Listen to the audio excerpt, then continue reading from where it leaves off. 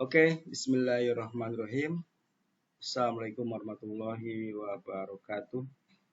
Selamat datang di pembelajaran SAP PP modul dengan saya Ahmad Arif. Kali ini kita akan melanjutkan materi kita tentang master data SAP PP ya. Di mana di awal sudah saya jelaskan bahwa ada 5 master data SAP PP yang harus Anda kuasai. Yang pertama adalah material ya. Kemudian bill of material, nah ini dia bill of material, kemudian work center, kemudian routing dan production version ya. Sedangkan untuk yang dua ini adalah tambahan yang mana SAP PP juga harus tahu, tapi lebih juga ini dikonfig oleh SAP MM ya. Sebelum kita masuk ke pembahasan materi material, ada beberapa hal dulu yang ingin saya informasikan ya berkenaan dengan SAP PP ya, di mana untuk Anda yang ingin mempelajari artikel-artikel maupun video-video tutorial tentang SAP PP maupun SAP QM ya, di sini ada situs www.sapindonesia.net. Di sini saya membahas artikel materi-materi SAP ya. Di sini Anda lihat ada silabus SAP PP modul. Mulai dari master data ya, transaksi, MRP dan production order execution hingga ke konfigurasi ya. Nanti juga Anda bisa cari di sini di post di sini artikel-artikelnya di recent post. Karena ini update terus, jadi pembahasan tentang yang ada di silabus ini mungkin Anda bisa cari baik itu pada search ya di sini artikelnya ataupun Anda gulung ke bawah ya, bisa juga seperti itu. Tentu saja di www.sapindonesia.net ini karena materinya saya gandengkan ya antara SAP PP QM, jadi di sini juga ada pembahasan tentang QM. Nah, untuk Anda yang sudah expert ya, sudah konsultan, sudah pengalaman di SAP PPQM, ini tentu tidak jadi masalah. Anda bisa mencari artikel yang memang Anda belum kuasai atau Anda ingin tahu literaturnya. Akan tapi untuk yang pemula ya, pemula yang ada di SAP PPQM yang menengah ke bawah, itu saja akan kesulitan mencari data-data informasi seperti ini ya. Tapi jangan khawatir, saya sudah siapkan materi secara teratur ya, yaitu di www.materi.sapindonesia.net ya. Di sini silabusnya nanti lebih saya arahkan secara materi-materi seperti ini.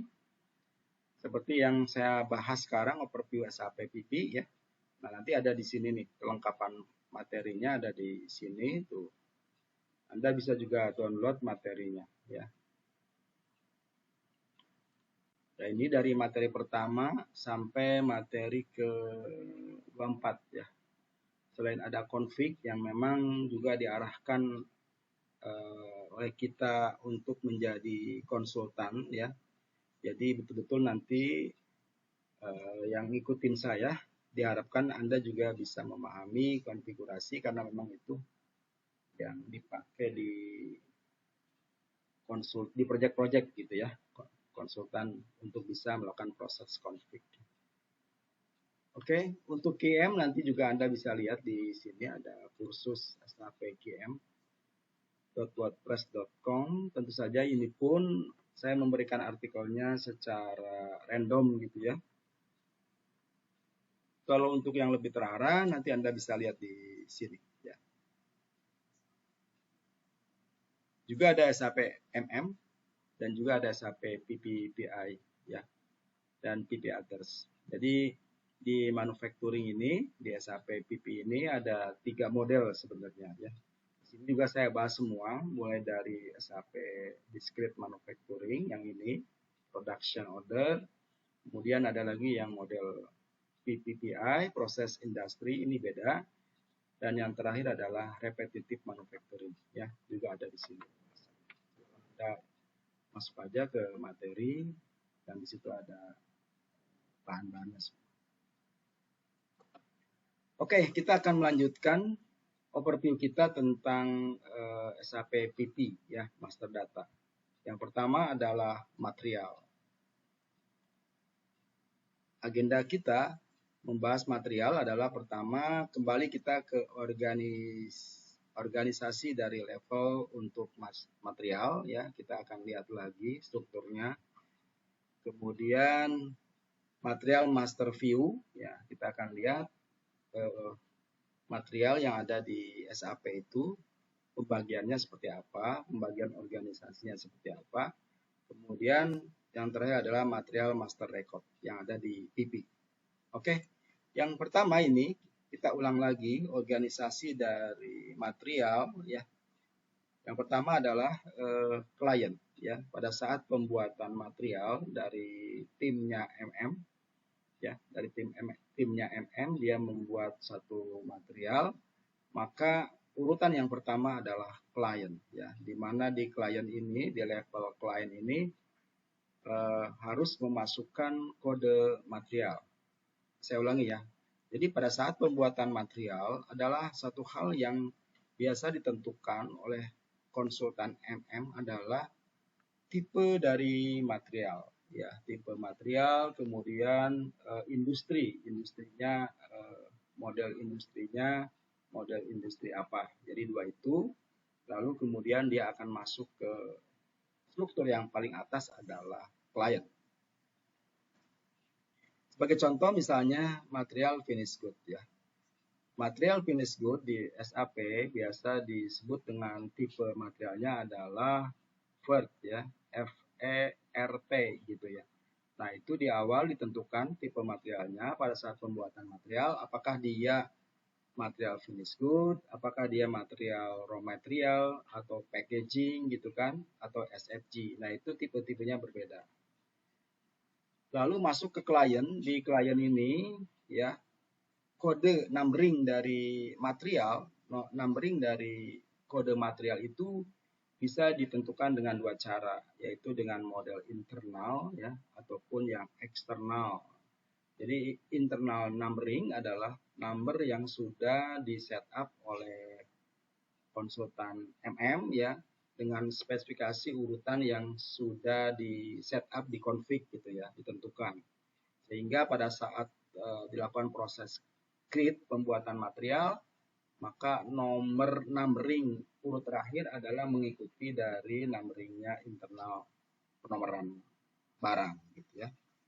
Lalu yang eksternal itu adalah pembuatan kode yang memang di-define sesuai dengan kebutuhan dari masing-masing company biasanya. Akan tapi untuk perusahaan yang memang dia harus menjaga ya, menjaga kredibilitas, menjaga data yang harus teratur, biasanya dibuat satu otomatis yang internal number gitu ya. Sebagai contoh saya bisa gambarkan begini. Kalau misalnya untuk material raw material itu diidentifikasikan misalnya numberingnya dengan kepala 1 ya. Awalnya itu kepala 1, kemudian digitnya nanti ditentukan gitu ya. Dan di akhirnya itu adalah urutan number. Kemudian untuk misalnya packaging, untuk packaging yaitu material type yang berbeda, material type packaging, maka urutan kepalanya misalnya dikasih numbering 2. Gitu. Kemudian untuk SFG, kepala materialnya kita kasih urut misalnya 3. Ya, untuk finish good atau finish product kita kasih kepalanya adalah awalannya misalnya 4 seperti itu. Nah, itu bisa dibuat aturan-aturan seperti itu agar terlihat teratur ya dalam pembuatan material, tidak acak-acakan. Berbeda dengan halnya yang eksternal itu tentu saja sangat tidak rapih begitu ya. Oke, itu yang klien. Kemudian yang plan ya, di mana plan tadi kita tahu bahwa di dalam plan itu adanya kegiatan produksi, kegiatan storage gitu ya, penyimpanan data baik itu di slok ya, di warehouse management gitu ya, di gudang seperti itu, ataupun yang sifatnya konsum ya, material-material yang dikonsum, misalnya produksi mengkonsum raw material ataupun packaging untuk kebutuhan produksi. Nah, itu juga terjadi di plant. Atau misalnya material yang memang untuk didistribusi ya, didistribusi untuk dijual ke customer gitu. Itu pun terjadi di plant ya. Plant. Mungkin lebih jelasnya saya bisa gambarkan begini. Kalau misalnya dalam satu company dia dibagi dalam 3 bagian besar. Yang pertama adalah secara departemen adalah departemen purchasing ya. Departemen purchasing di mana dia membawahi pembuatan PO ya, purchase order, dan dia mengelola material-material yang sifatnya beli ya, beli dari vendor. Tentu saja ini material yang model type-nya itu material yang raw mat dan packaging gitu ya, ataupun chemical gitu, tergantung dari industrinya. Kemudian yang kedua adalah departemen produksi ya, di mana di departemen produksi ini dia membuat finish product maupun membuat semi finish product atau WIP ya, work in process. Nah, ini biasanya dibawahi oleh departemen produksi, dan plannya pun biasa dibedakan dengan plan produksi. Sedangkan material type-nya untuk produksi biasa yang SFG dan FG. Kemudian yang terakhir adalah gudang finish product. Nah, di gudang finish product tentu saja adalah gudang yang sudah siap untuk dijual, material-material finish product ya. Finish product yang tentu saja kebutuhan dari pasar atau customer. Oke, saya kira gitu yang dimaksud dengan plan. Sementara yang storage ya, storage location itu lebih ke slot. Jadi bagian-bagian terkecil dari plan. Jadi kalau misalnya tadi di purchasing atau di gudang raw material packaging, dia ada lagi dibagi ke dalam slot-slot. Katakanlah untuk packaging ya, untuk packaging dengan kepala 2, material dengan kepala 2, kita menentukan slotnya misalnya PC01 dan PC02 begitu misalnya ya. Atau misalnya untuk yang raw material yang kepala 1, kita tentukan raw material, kita tentukan dari hurufnya misalnya RM01, RM02. Nah, itu namanya slot. Dan itu akan lebih mudah dipahami ya dari tipe barang itu yang dibuatkan di dalam slot begitu ya. Kemudian contoh lagi untuk produksi misalnya ya. Untuk produksi slotnya kita tentukan karena dia produksi berarti PR gitu ya, PR01, PR02, PR03 seperti itu. Lalu untuk finish good ya, untuk finish good kita tentukan misalnya FG01, FG02. Nah, seperti itulah slot ya. Jadi dibuat organisasinya sedemikian yang bisa dipahami oleh banyak orang ya, dan seteratur demikian sehingga mudah orang melacaknya ketika terjadi permasalahan. Kita buat struktur yang rapi gitu ya. Oke, kalau di SAP ya kita lihat material master view yang ada di SAP, di mana tadi yang sudah saya analogikan, ini tergambar di dalam SAP master data. Di T-code-nya adalah MM01 untuk create material master, atau MM02 untuk change material master, dan MM03 untuk display ya. Nah, di dalam create maupun change maupun display ya, itu nanti Anda lihat view-nya ada bagian-bagian yang memang mewakili departemen ya. Kalau Anda lihat nanti ada view yang purchasing. Jadi ada departemen khusus yang dimandatorikan, diresponsibilitikan kepada tim purchasing, yaitu view-nya purchasing. Kemudian ada basic data, kalau basic data ini secara umum biasanya MM, dikelola oleh MM. Kemudian MRP, ya MRP ini ranahnya PP ya, diresponsibilitikan kepada tim PP. Kemudian plan storage location biasanya di WM, accounting. Nah, ini accounting lebih nanti diotorisasikan kepada tim accounting. Karena dia tahu kelas-kelasnya, misalnya kelas untuk material itu masuk ke valuation kelas yang mana. Storage location, ini dan WM. Kemudian sales. Nah, kalau Anda lihat di sini sales, ini untuk kebutuhan yang modul SD ya. Kemudian quality management, ini untuk kebutuhan modul QM. Untuk setup modul QM ada di quality management. Work scheduling PP, forecasting juga masih PP, classification ini antara dan PP, dua-duanya menggunakan. Kemudian warehouse management ini adalah dan WM. Ya. Oke, saya kira jadi masing-masing departemen yang ada di SAP biasanya juga diidentifikasikan dengan departemen yang ada di perusahaan, di company, diberikan tanggung jawab ya di dalam maintenance material ya. Kenapa demikian? Karena material itu dipakai khususnya ini di dalam area logistik ya. Dalam area logistik itu kita menyebutnya area logistik karena di situ ada modul modul PP, QM, ada SD ya. Sehingga mereka berkesinambungan bagaimana saya sebutkan di awal.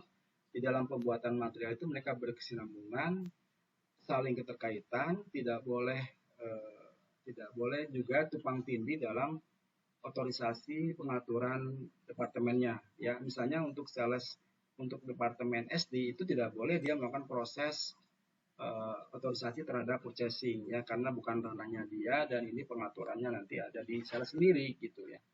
Misalnya contoh untuk purchasing, dia ada purchasing organisasi ya, ada purchasing organisasi, ada pengaturan seperti itu, ada organisasi di purchasing yang tahu adalah tim purchasing. Begitu pula yang ada di sales ya, organisasi yang ada di sales ya, misalnya divisi penjualannya penjualan yang ke misalnya modern market atau penjualan yang hypermarket dan seterusnya, ini pengaturan organisasinya dari tim SD yang tahu begitu ya. Sama dengan quality management juga ini yang tahu persis adalah orang QM ya, orang QC biasanya. QM biasanya departemennya yang aktif adalah yang pakai adalah QC. Khusus untuk PP, nah untuk PP ya nanti di MRP. Di sini tentu saja MRP ini dipakai oleh PP. Jadi yang lain bahkan tidak tahu ya. Bukan tidak tahu, bahkan yang lain tidak boleh melakukan proses define atau setup di PP. Ya, karena di sini sangat riskan sekali kalau melakukan perubahan-perubahan yang tidak modul lain ketahui. Jadi diserahkan ke konsultan PP saja. Nanti bagiannya di MRP, ini MRP itu Material Requirement Planning. Ada MRP 1, 2, dan 3 dan 4 gitu ya. Pengaturan ini untuk pengadaan barang ya. Nanti di MRP itu ada pengaturan untuk procurement, pengadaan barang maupun pengaturan untuk proposal produksi.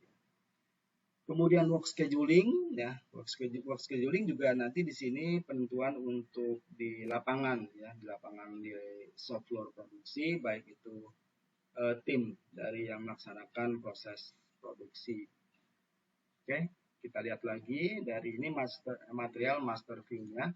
Nah, ini lebih dalam lagi tentang view ya. Setelah Anda lihat ke dalam dari masing-masing view tadi, sebagai contoh di basic data view ini ada material number ya.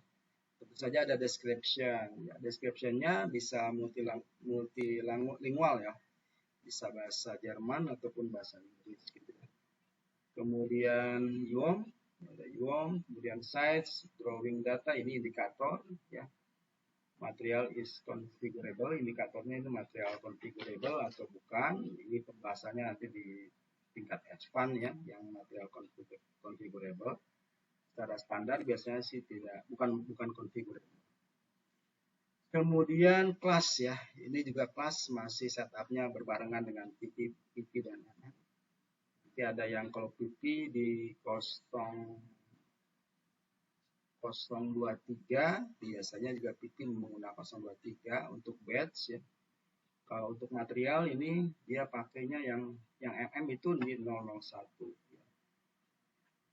Karakteristik ya, karakteristik tentu saja nanti bisa dipergunakan oleh PT ya, ataupun Karakteristik itu adalah spesifikasi dari beberapa material. Jadi satu code yang mempunyai perbedaan karakteristik dari spek-spek barang itu. MRP, nah di MRP PU tadi kita sudah sebutkan ada 4 ya, MRP 1, MRP 3, MRP 4, di mana di sini disamerikannya itu adalah ada procurement ya, MRP type, ya ini MRP type, nanti ada yang make to stock, ada make to order ya, di sini ada MPS, ada MRP, kemudian planning strateginya ada yang 10 ya, planning strategi ada yang 20, macam-macam ini nanti dibahas di PP. Kemudian lot size dan safety stock ya, lot size berarti berapa sih produksi itu akan bikin gitu, itu namanya lot size di produksi. Kemudian backplus ya, backplus itu adalah otomatisasi. Jadi ketika melakukan proses staging material di produksi, kalau kita mengaktifkan backplus maka itu akan secara otomatis dikonsum gitu. Kemudian status ya, status biasa, kemudian MRP controller dan MRP group. Kemudian scrap, ini assembly scrap dan komponen scrap, jadi material juga ada scrapnya. Kemudian in-house production time, jadi berapa lama dia akan melakukan proses produksi, 2 hari kah atau seminggu kah dalam pembuatan selesainya mulai dari awal sampai akhir. Kemudian ini indikator yang repetitive manufacturing ya. Ini ada jenis manufacturing yang ketiga, saya menyebutnya yang ketiga. Yang pertama adalah discrete ya, discrete manufacturing. Yang kedua adalah proses industri, dan ini yang repetitive manufacturing. Nanti Anda kalau mau tahu repetitive manufacturing, walaupun ini jarang dipakai di perusahaan-perusahaan, tapi saya ada bahasanya di materi SAP Indonesia. Kemudian work scheduling, ya, work scheduling melengkapi dari define-nya PT. Ada production scheduler, nah ini adalah pengkodean aja siapa dari tim produksi yang melakukan eksekusi. Indikator batch management, ya. Nah di sini batch management juga di tick, ini ada tick dan tidak. Artinya nanti material itu dilakukan proses batch management, dibuatkan batch secara otomatis atau tidak. Kemudian delivery tolerance. Nah, nanti pada saat proses GR dari produksi ya, delivery itu dia bisa dilakukan unlimited ya. Bisa toleran, bisa unlimited, atau bisa kita fixkan gitu ya. Maksudnya gimana? Jadi kalau misalnya kalau kita bikin 100 produk, 100 pieces produksi, nah delivery toleransinya ini kita bisa atur, bisa lebih ya toleransinya, ataupun bisa tidak terbatas. Kemudian in-house production time ya seperti yang tadi. Kemudian inspection stock indicator. Inspection stock indicator, apakah dia dilakukan inspeksi QC atau tidak. Kemudian ini default storage location. Nah ini juga ketentuan storage locationnya yang bisa di-defaultkan ya. Baik itu pada saat GR maupun GI kita bisa set up storage location. Oke, saya kira tentang material ya sudah panjang lebar saya jelaskan. Mudah-mudahan dengan penjelasan seperti itu Anda bisa mengerti ya. Nanti di sesi yang lain kita akan coba masuk ke SAP-nya agar Anda punya bayangan. Sebelumnya di sini juga melengkapi pembicaraan kita tentang material master. Di sini ada PowerPoint yang menjelaskan tentang material master secara lebih rinci ya. Nanti Anda bisa lihat di sini agenda tentang material master banyak sekali ini. Apa yang dimaksud dengan material master ya?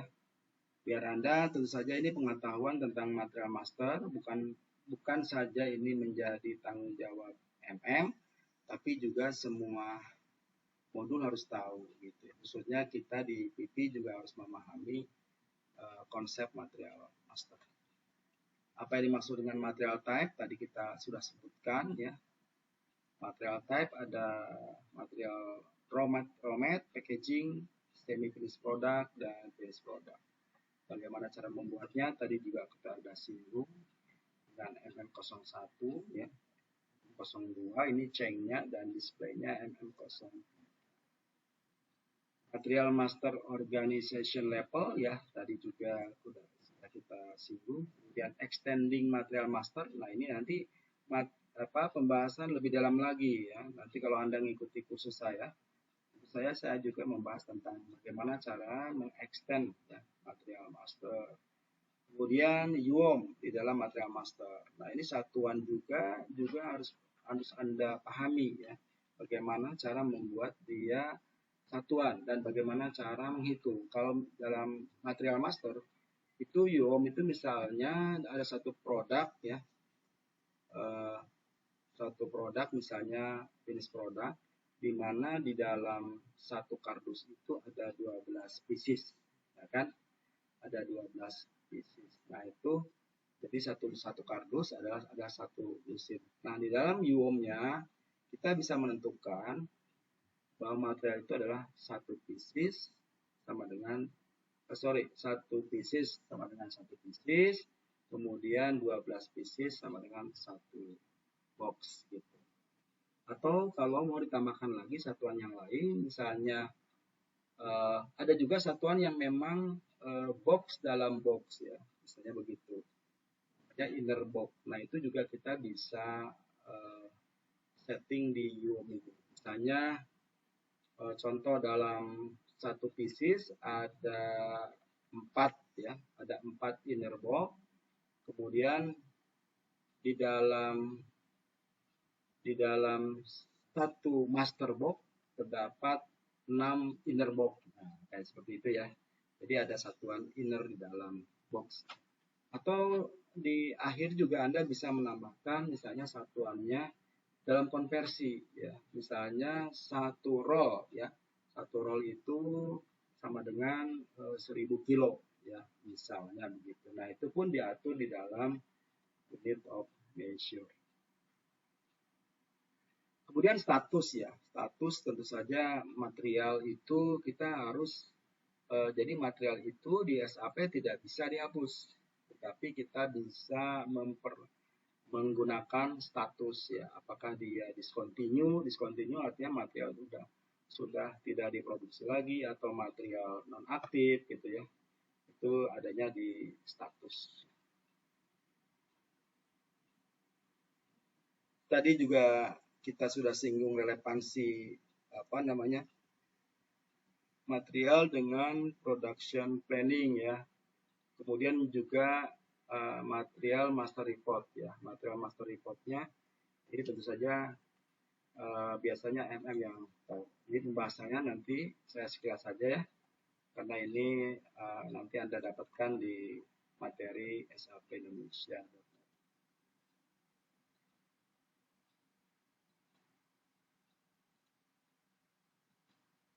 Nah ini material numbering tadi juga saya sudah sedikit. Nanti Anda bisa lihat lagi filenya. Extending. Oke. Nah ini satuan tadi. Status. Nah seperti itu. Ini adalah fasilitas bantuan untuk tim MM agar memudahkan dia dalam maintenance material. Nah, ada beberapa nih, ada setting, ada reference material, ada apa. Ini saya jelaskan di materi sapindonesia.net berikut skenario-nya ya. Nanti Anda kalau ikut ada di pembahasan. Ini yang mass maintenance. How to view change made in material master. Jadi nanti Ini juga bisa ketahui siapa yang melakukan proses perubahan di material. Ini Anda bisa lihat di sini. Nah, ini tadi juga sudah saya bahas ini material master. Bagian view-nya ada beberapa bagian besar. Ini sudah kita bahas. Kemudian ini materialis, jadi laporan atau laporan dari material, ya. Baik itu numberingnya, by plan, by material type, by user.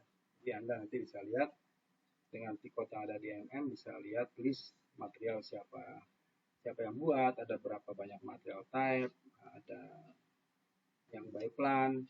Bahkan untuk konsultan MM diwajibkan juga mengetahui tabel-tabel yang ada di material, misalnya MARD, ya, MARA, MARA, MARC gitu ya, dan seterusnya itu nanti adanya di MM ya. Oke, saya kira pembahasannya sudah panjang lebar ya tentang material. Tentu saja di pembahasan slide ini ya, itu nanti Anda akan dapatkan di materi ya. Di materi sini pembahasannya. Ini dia pembahasannya.